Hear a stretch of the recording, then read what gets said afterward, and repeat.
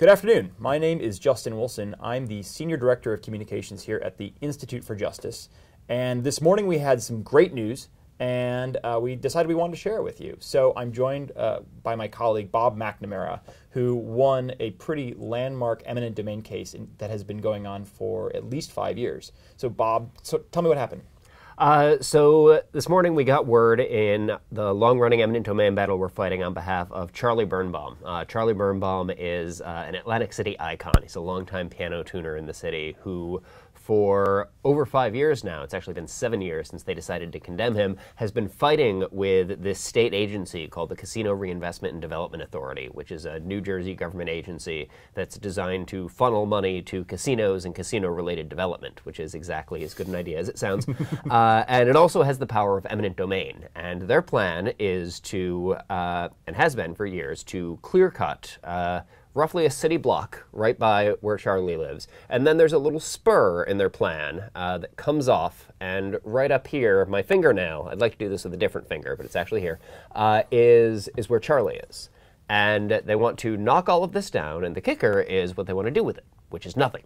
The plan is to show up, knock everything down, and then think really hard about what they might want to put there instead.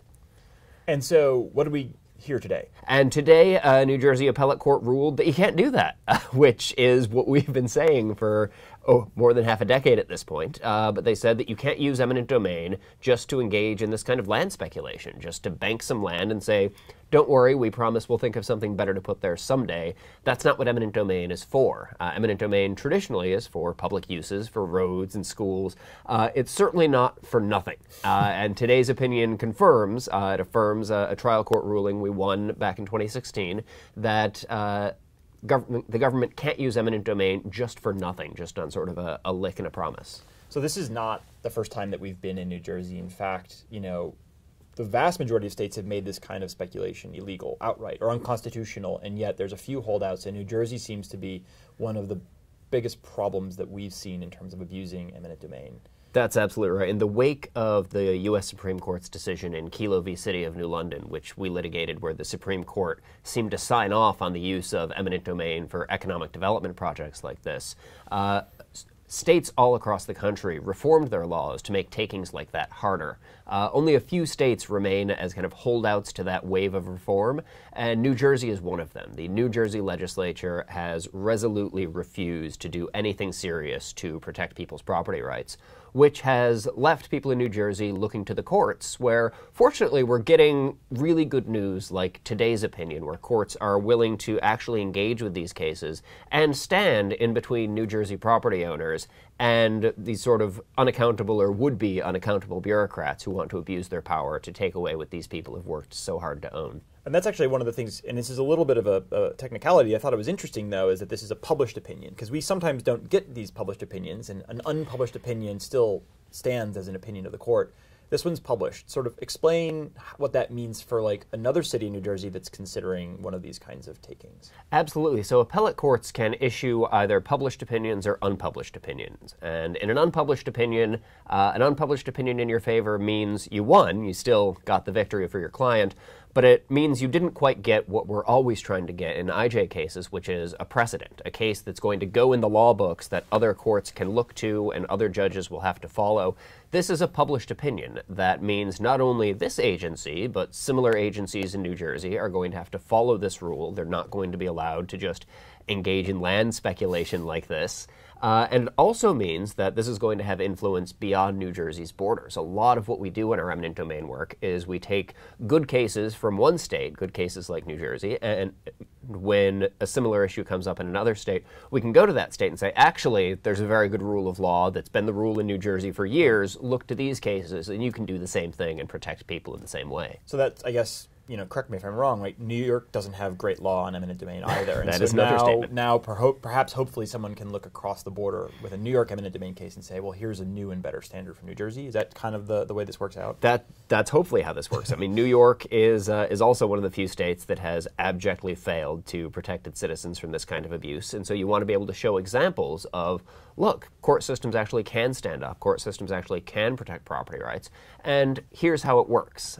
Whether you can successfully import that into New York, which is the worst abuser of eminent domain in the United States, is a question, though it's certainly something we're going to try to do. We are committed to ending eminent domain abuse all across the country.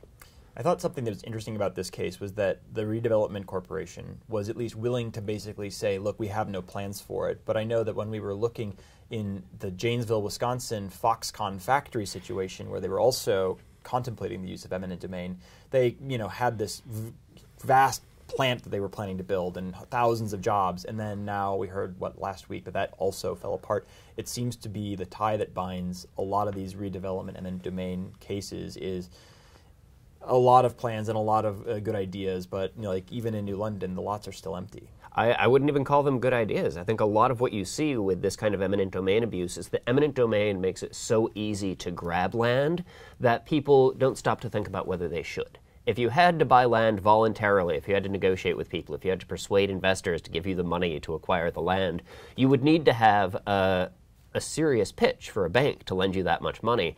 If instead all you want is a government official to use his power to take other people's land for you, all you really need are pretty pictures of buildings. And how plausible it is that those buildings will be built is an easier question. It's absolutely true that all of the pretty drawings in the New London case have led to exactly nothing. The Fort Trumbull neighborhood in New London that was destroyed as a result of the Kelo case remains a brownfield.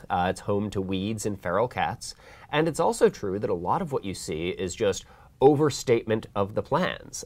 We had one of our earliest eminent domain cases was in Mississippi, where the government was trying to use eminent domain to build a Nissan plant. And all through the case, they had this map they'd drawn, and they said it was absolutely essential that they have our client's land. We represented a family called the Archies, who were trying to defend land that was purchased actually by the first free member of their family, and were not interested in selling their family's legacy. And all through the case, they said this was absolutely essential, and as soon as we got a stay, not even a win, but just the state Supreme Court said, wait a minute, you can't take this land while we wait and think about this case. As soon as that stay came down, they changed their mind. They said, no, we don't need that land for the plant after all. We're going to go build the plant. The interesting thing that happened in the New Jersey case is, honestly, how open they were about not having a plan. I think New Jersey officials have gotten away with so much for so long that, honestly, they seem offended by the idea that judges are going to check their homework. They're offended by the idea that they have to do homework in the first place. Their attitude is, we're the government, we're taking this, and absolutely nobody can stop us.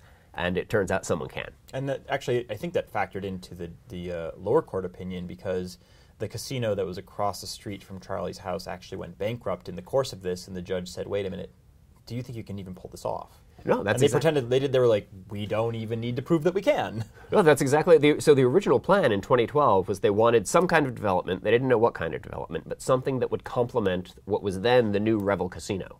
The Revel Casino almost immediately went bankrupt. Then it went bankrupt again. And then it was sold, and at the time we had our trial, it was closed.